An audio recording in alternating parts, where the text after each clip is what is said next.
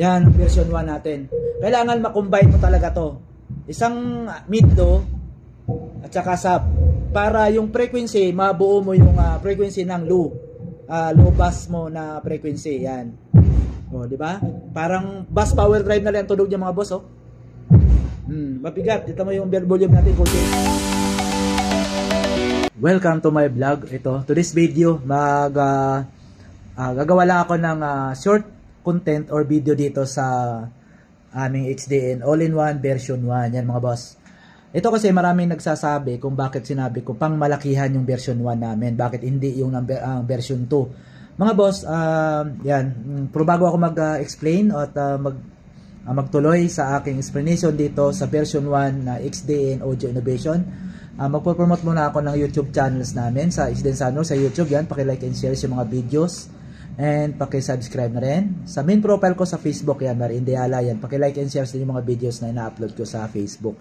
And paki-follow na rin mga boss. Yan, itutuloy ko po yung explanation dito kung bakit sinabi ko pang malakihan at isa rin sa pinakamalakas gamitin sa inyong mga mobile. Ayun.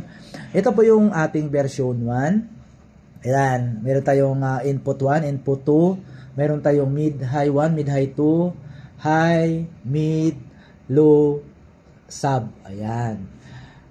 Mga boss, ito kasi, ang pinagkaiba kasi dito sa version 1 sa version 2, ang version 2 pwede din pang malakihan.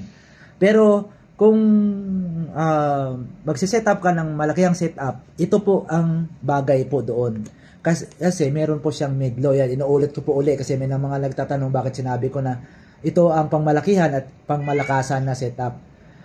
Mga bossing, ito ang setup po kasi nito para magamit mo tong magandang tunog ng sub at saka itong low mo is hindi pwede na hindi ka mag-setup ng 4-way. So kailangan ang setup mo talaga dito laging 4-way para yung ano mo po, yung bass or yung low mid mo is buo. Kasi ito naka-separate ang frequency ng sub natin. Ito hard bass na may medyo may boses, ito wala.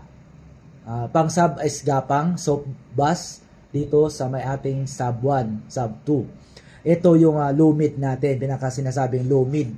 Ngayon, pag pwede naman din mag-setup ka na 3-way na ito gagamitin mo. Pero hindi ka kung halimbawa ang music na pinasok mo is may hard bass or medyo may tigas, hindi po lalabas dito sa ating sub 1, sub 2 kasi is gapang lang po talaga to. So kailangan ang setup nyo po para all around ang bass nyo is ito. Meron ka dapat mid-low at saka sub.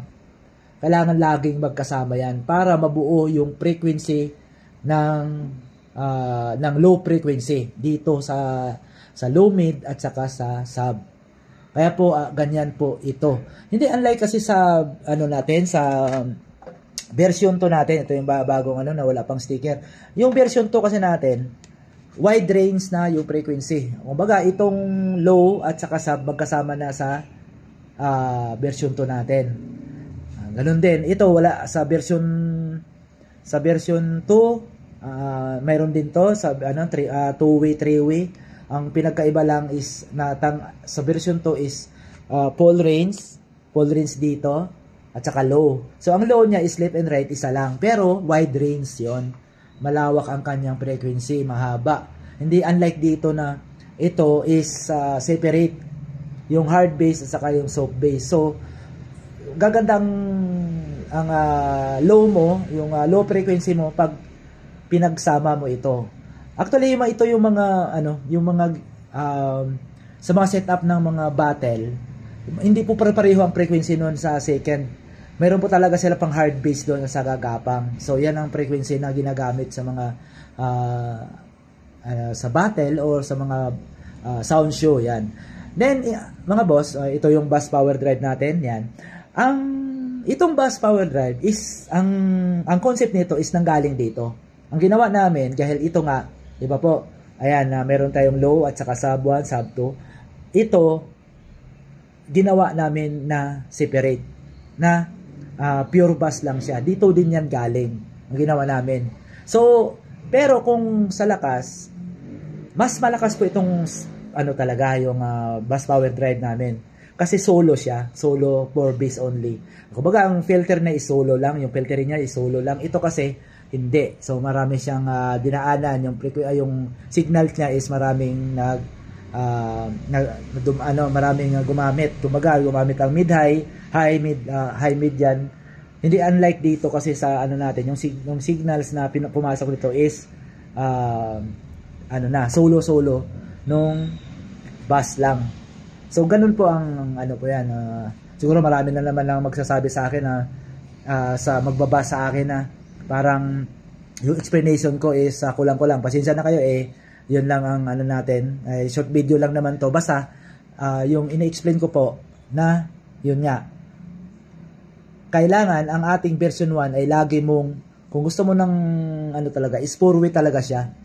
So kung ikaw ay magto-2-way, pwede ka naman dito, pero depende sa tugtog na po na ano. Pwede mo rin gamitin to sa 2-way. So kabilang channel mo, yan, 2-way, tapos ito yung mid-high mo. Yan. Pwede rin yan. Yan mga boss. So yung halimbawa kung gusto mo mag 2-way, gamitin mo rin to at ito ano mo yan. Halimbawa kabilang channel is mid-low, kabilang channel is sub. So full frequency na ng low yan. Tapos ito yung mid-high mo sa 2-way. Pwede rin po. Depende na lang po talaga sa inyo na mag-set up. So yan mga boss, ito kasi naiwan. So ito kasi ang pumutok sa atin dahil sa full range talaga niya. So laki ng pakinabang sa full range, pero kung pamalakihang setup talaga, ito po talagang mga bossing. High, mid low at saka sub, 4-way po talaga yan. Iwalay din tong 2-way Yan na po lang setup na ito, ganyan lang po siya. Pero dapat 4-way lagi ang setup kasi dito. 2-way, depende na lang sa iyo. Halimbawa kung ano, yun nga, yung sinasabi ko, kailangan pagsamahin mo lagi ito. Kasi para mag-combine ang frequency ng mid-low at saka yung sub, para kahit anong music ang ipapasok mo is nandoon, lalabas po dyan.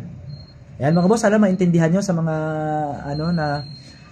nagtatanong pa din kung bakit sinasabi ko na pangmalakihan at malakas din to si version 1. Depende pa rin sa setup.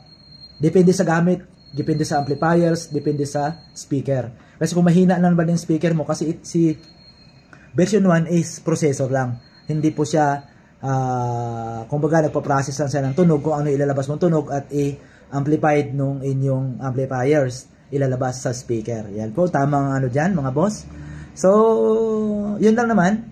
So, sige, bala ko idagdag na rin ding paripaparinig ko sa inyo yung bass nito ng na nilapit namin konti dito sa, kumbaga parang dahil nga itong bus drive is nanggaling dito, yung sub nito parang mas malakas lang ng 30% ang sub dito. Ito pagpalagay na natin 70%, ito is 100%.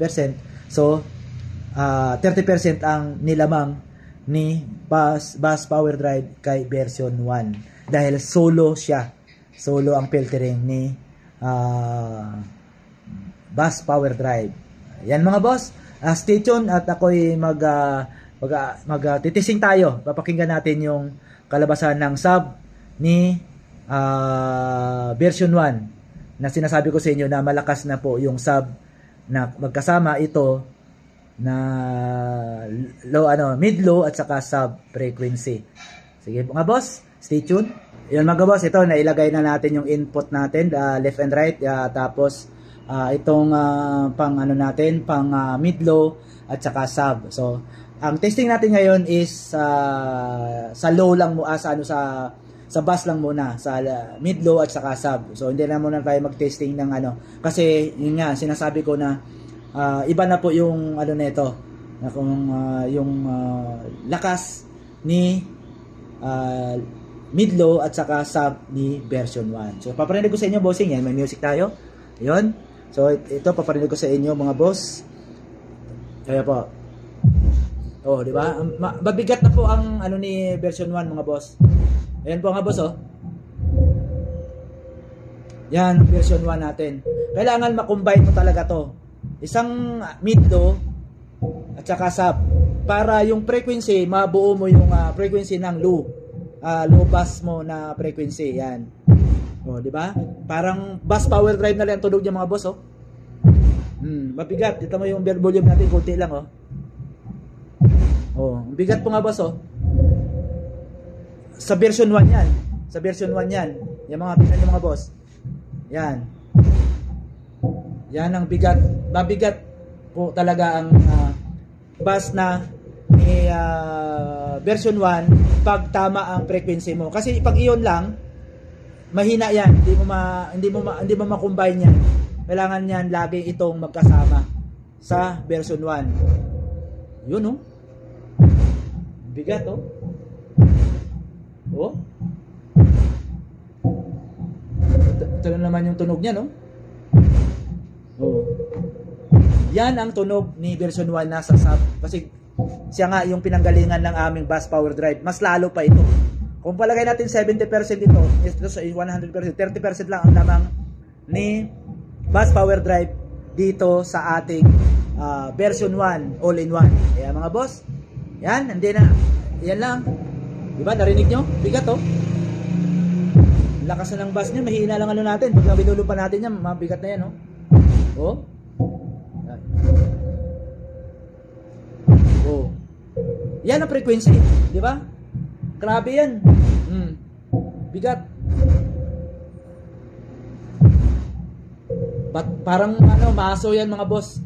Yan na po. Yan sinasabi namin na malupit na ngayon si bus power, si version 1 all-in-one namin. Yan, oh. Oh. Bigat. Yan. At least narinig nyo na mga boss, ha. Yan, yan lang naman ang gusto kong dahil doon sa nagtatanong kung bakit sinabi ko malakas si version 1. Dahil po 4-way malakas din si version 2. Malakas din po, depende na po yan sa amplifiers nyo, saka speakers nyo. Saka sa ano yan. Pero kung sa sit-upan kasi na malaki, si version 1 po talaga mga boss, ang the best sa malakihang setup. Unlike yung mga sumusobra na sa 8 hanggang 12 subs ang gamit. Yan mga boss, hanggang dito na lang yung explanation ko dito tungkol sa aming all-in-one version 1 by XDN Soundworks mga boss. Sa mga nagtatanong, ayan na po, ini-explain ko po kung bakit sinabi kong malakas si version 1 na pang malakihang setup dahil po sa 4-way. So sana po maintindihan nyo na bakit si version 2 dapat mas malakas ito. Pareho lang po yan, depende lang po sa paggamit. Depende lang po paggamit nyo kay version 2 dahil 3-way din yan, 2-way, 3-way, full range. Ito naman 2-way, 3-way, 4-way. Yan mga boss, hanggang dito na lang yung videos ko at magpo-promote uli ako ng YouTube channels namin sa XDN Soundworks sa YouTube. Paki-like and share sa mga videos na na-upload ko sa YouTube. And XDN Audio Innovation yung sa namin sa YouTube mga boss. Then sa main profile ko sa Facebook ay Mariin Deala yan. Paki-like and share sa mga videos dito sa Facebook and paki-follow na rin para friend tayo mga boss. Salamat mga boss.